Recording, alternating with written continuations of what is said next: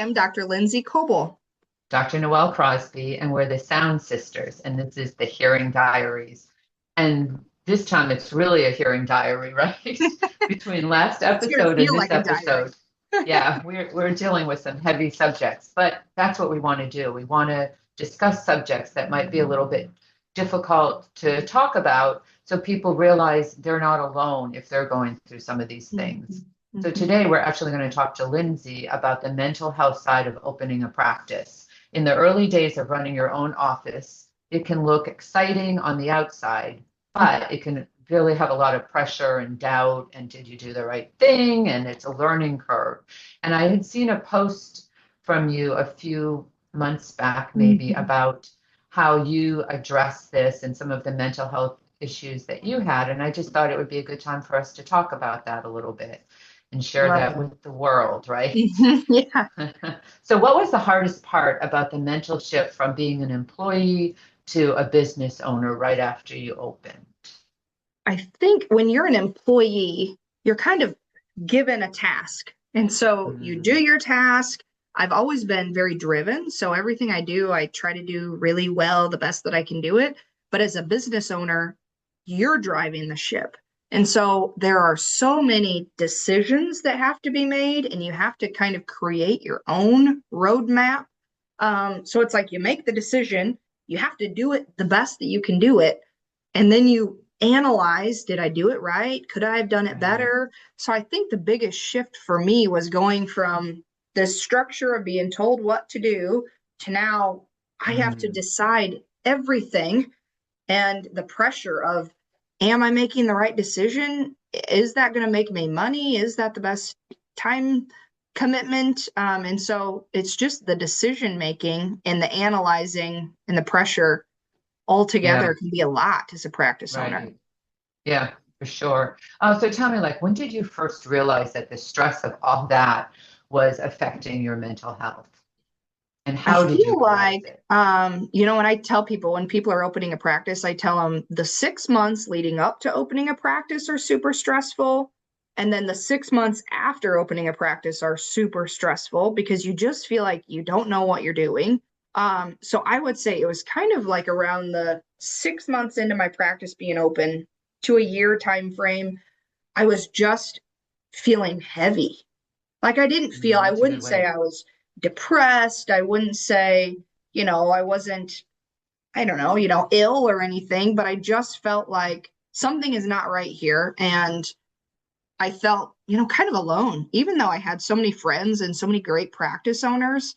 I just felt you could feel the decision fatigue, I guess, maybe kind of settling in. Right. Well, can you describe like one low point that really stands out from those early days, like that one that might have made you realize, I think I need to do something? I posted in that post that I put out there on LinkedIn, I actually found myself throwing up every day, which it seemed so weird. I mean, And you weren't pregnant. I wasn't pregnant. I was writing it off as allergies. And so I thought, Funny. I have phlegm in my throat. Every morning when I wake up, I'm like throwing up a little bit. And then I saw a dietitian to see, is it something with my diet? I had a terrible diet, I think, which business owners get in the rut of. I was eating out a lot. I was drinking a lot of coffee, a lot of energy drinks, which should have been my own sign that like that's a problem. So I started working with this dietitian, and then it just still continued. And I had a friend who was like, you're probably carrying a lot of stress. And she was a nurse practitioner who had been to this counselor, this local counselor, who was kind of specialized in working with mental health of healthcare professionals. And so she was like, I think you should see this psychologist. And I was, kind of like, how would that affect why I'm throwing up?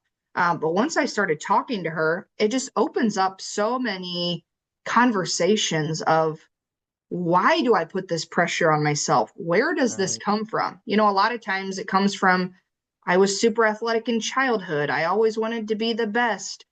My brother is super successful. I want to be like him, so it's like, Right. people in All our those profession hidden are things that you super don't successful. know. Yes, like the thief of comparison of our profession, the things you see on Facebook of, I want to be like Cliff Olson's one of my classmates. Of course, I want to be like Cliff. Everyone wants to be like Cliff. But you don't realize these like little things that are happening in your mind that seem Right. so unconscious that really are affecting your day to day. So I think it was this shift of changing my diet a little bit, having a better understanding of the way I tick myself. Right. And it changed, and I don't throw up every day. So yeah, I mean, it wasn't, I didn't feel like I hit rock bottom. I just Right. felt like I needed to talk to somebody because it shouldn't be this heavy.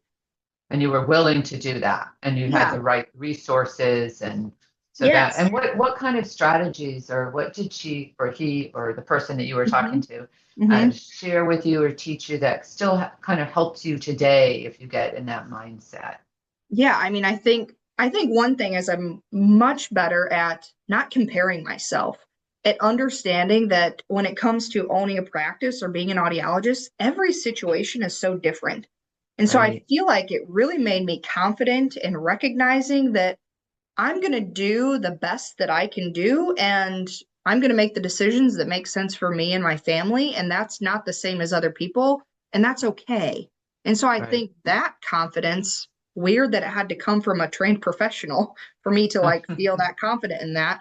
But I think another thing is the busyness of owning a practice, the time management, the basically as a practice owner, you could work every hour of every day and never feel like you're caught up on everything you want to do.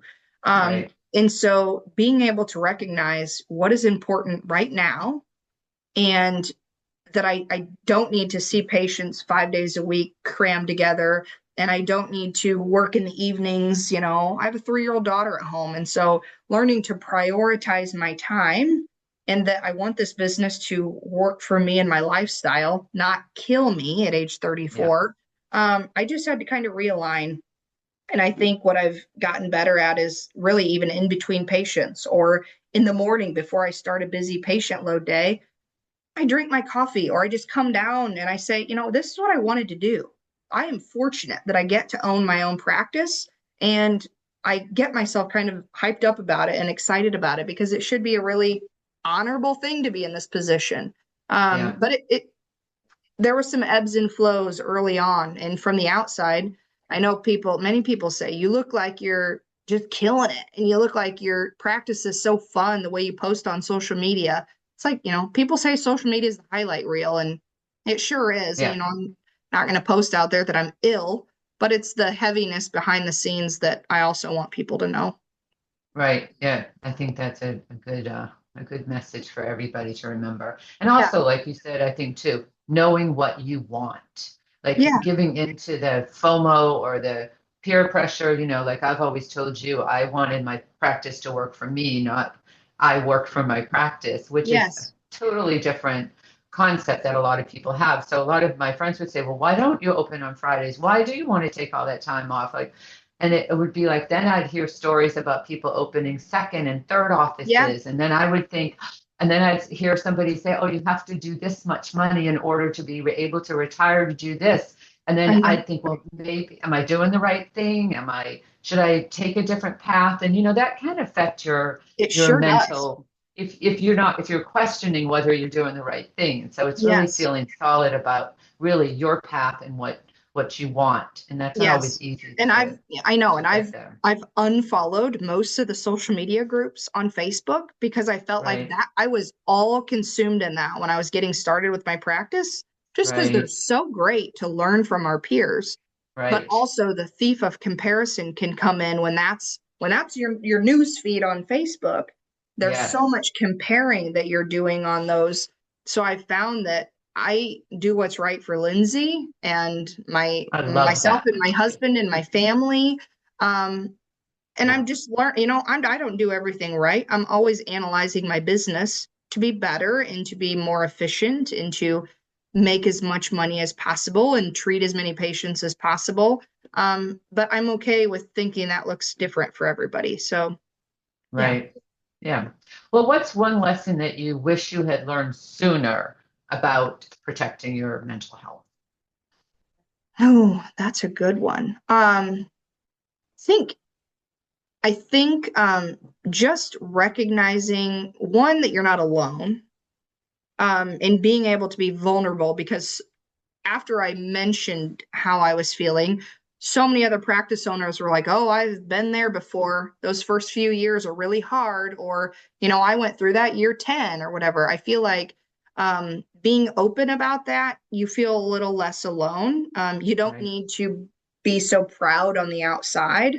So I found that reaching out to my friend group who helped me find this counselor was so helpful. And then I think the other side of it is time management, which I am still not an expert in this. Right. My staff kind of, if they heard me talking about time management right now, they'd be laughing They'd at me. laugh. Um, but it is something that I know for me, I cannot see patients 5 days a week and run this business and do it well Mhm. and be a good Right. boss. And so that's something that I'm always looking at. How do I do Right. this better? Because it makes me feel heavy. It makes me feel heavy by Friday. And I'm like, I Yeah. didn't open this business to feel heavy, or by my 2 p.m. patient, I'm bitter that I have another Right. patient on my schedule. So Yeah. I know that is, and I like how you say that, feel heavy. I feel like I yeah, would maybe say that would be maybe for me, I might say overwhelm, or yes, is that what yes, you mean by heavy? yes. Yeah, That's exactly what I interesting. mean by heavy. Because I Yeah, feel like overwhelmed. I feel like yes, I get overwhelmed, but I handle a lot of things very well. But I can see that sometimes you when would. Yes. I handle a lot of things very well, I don't feel like I'm overwhelmed. I just feel kind of like bogged down that I'm not Yeah. doing anything well because I'm doing all of these things. So I've also learned like if I'm going to do one thing, I need to block 2 hours in my schedule and I'm going to change our pricing structure. I can't like Yeah. willy-nilly think about it or it never gets done. And Yeah. so, yeah, I've been so much better about being intentional too. Yeah. And I know that also your practice has grown a lot, and so you must have put things in place in order to be able to grow the way that you want it to and everything Yes, too. So yes. And yeah. recognizing that I have such a good staff to lean on and allow them to grow and take on more responsibility as they want to, so I can focus on the business side because I mean, they deserve processes and procedures that are super clear cut just as much as I need to have them as the business owner. So, yeah, Yeah, and I think Chat GPT has helped us all some I too. hopefully I know ChatGPT it's made is my life listening. a lot You, easier I love ChatGPT. having my Love assistant. it. Well, let's just Yeah. wrap it up by just saying if a new practice owner would like to come to you or is overwhelmed, what's one thing that you would they'd want to hear? What would you tell them? I would tell them to message me. Message Hmm. me. I would be more than happy to talk to you. I've done Skype meetings with other practice owners who just want to know what did it feel like that first year? Am I crazy that this is how I'm feeling? And so just know that you're not alone. Find a That's friend a wonderful. local friend who's also a provider, or if you can't find anyone local, please reach out to me and I'm happy to be a listening ear. Yeah, wonderful. There's so many amazing people in this space and so many people willing to help you. So reach out Yes. for Yes. sure. Well, Yes. thanks, Lindsay. Thank you for sharing Yeah. your vulnerable story. And we hope that it helps somebody out there. Yeah. And we appreciate you listening to us today on the Sound Sisters. Thanks, See you next Noelle. time. See you guys.